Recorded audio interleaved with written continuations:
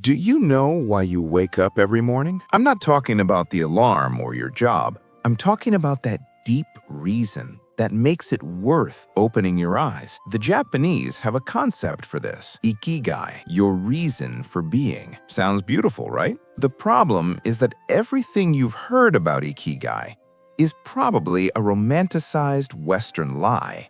In the next few minutes, I'm going to tell you the uncomfortable truth about Ikigai, not the Instagram version with colorful circles, the real version, the one practiced by 90-year-old Japanese people in Okinawa who have been living with purpose for decades. And I'm warning you, this is going to destroy everything you thought you knew about finding your passion, the lie they sold you.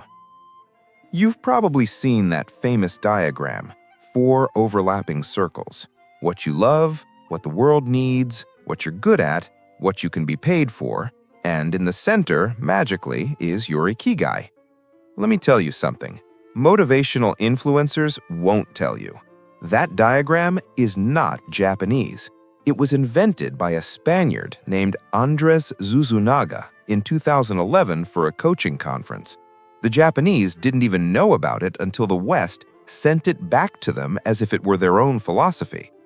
This is important because that version sells you the idea that your Ikigai must be profitable, must serve the world, must be a profession, and that pressure is ruining lives. The reality is much simpler and, paradoxically, much deeper. In Okinawa, the Japanese island with the highest concentration of centenarians in the world, Ikigai is not a professional career.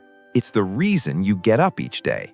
And it could be something as simple as tending your garden, preparing tea for your family, or watching your grandchildren grow. No one in Okinawa is obsessed with monetizing their Ikigai. In fact, that Western obsession with turning every passion into a business is exactly the opposite of the original concept: the uncomfortable truth. Here comes the part that hurts. Your Ikigai probably isn't spectacular. It's not going to change the world. It's not going to make you a millionaire. It's not going to impress anyone on social media. And you know what? That's perfectly fine. I learned about the story of Jiro Ono, the 98-year-old sushi chef from the documentary Jiro Dreams of Sushi. We all romanticize him as the perfect example of Ikigai, a man obsessively dedicated to perfecting his craft. But here's what no one tells you. Jiro admits he sacrificed his relationship with his children. He works until 98 not just out of passion, but because in Japan, there's enormous cultural pressure not to retire. His story isn't just inspiring, it's also a warning. Real Ikigai is not toxic obsession. It's not working yourself to death. It's not sacrificing your mental health for a goal. The true Ikigai practitioners in Okinawa live balanced lives. They work in community. They have simple hobbies. They eat slowly. They walk. They laugh. Their Ikigai is not one grand purpose. It's a collection of small reasons that make life meaningful, how it really works. So, how do you find your real Ikigai without the Western diagram, without the pressure to monetize, without the Instagram fantasy? First, eliminate the idea that your Ikigai must be one single thing. The Japanese don't think that way. Your Ikigai can be multiple and evolving.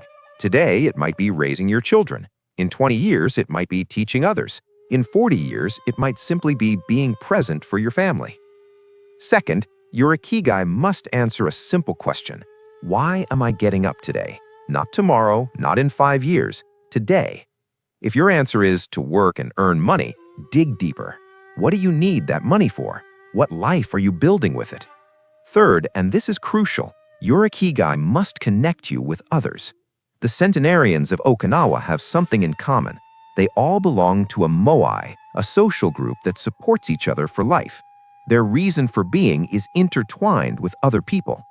Western culture glorifies individualism.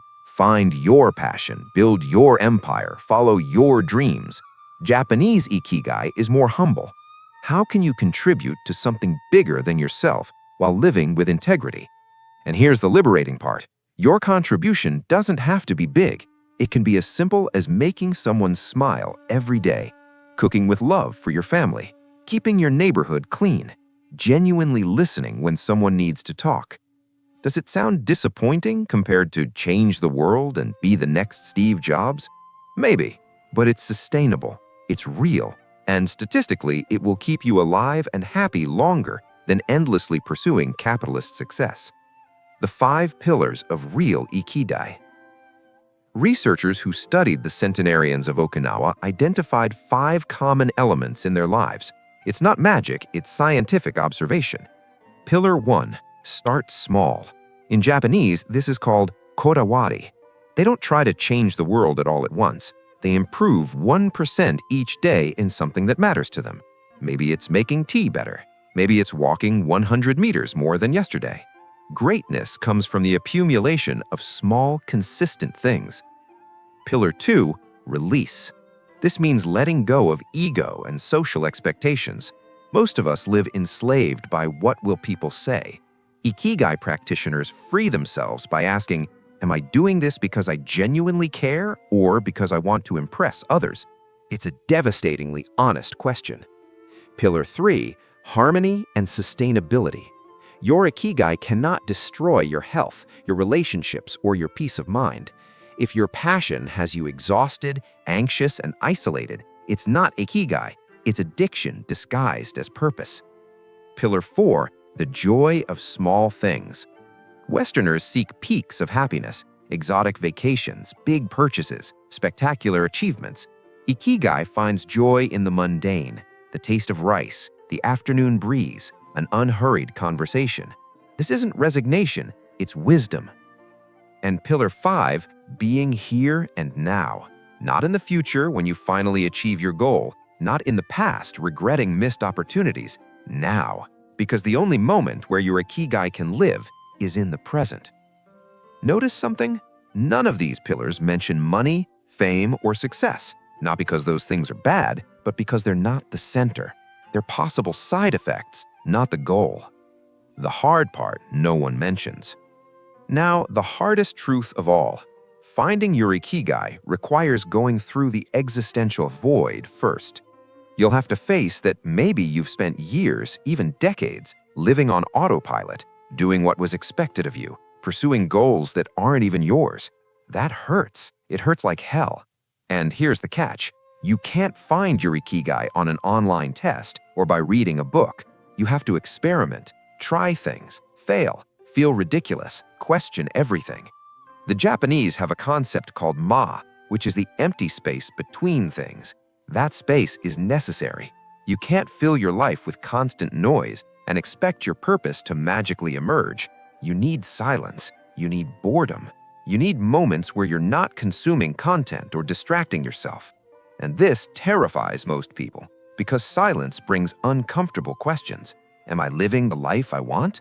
Does what I do matter? Am I happy? The good news is, on the other side of that fear is clarity. So, what is your Ikigai? Honestly, I don't know, and no one can tell you because it's unique to you. But I can tell you what it's not. It's not the job you hate but pays well. It's not the life you built to impress people you don't even care about. It's not the hypothetical future where someday you'll be happy. Your Ikigai is available today, right now. It doesn't require permission, it doesn't require money, it doesn't require perfect circumstances. It requires brutal honesty with yourself and the courage to live according to your answers, even if you disappoint others. The centenarians of Okinawa didn't reach 100 because they pursued happiness. They got there by living with purpose. And that purpose didn't have to be grand, it just had to be genuine. The question isn't, what do you want to achieve before you die? The question is, why is it worth being alive today? Answer that honestly, and you'll have found your Ikigai. If you liked this video, subscribe for more content.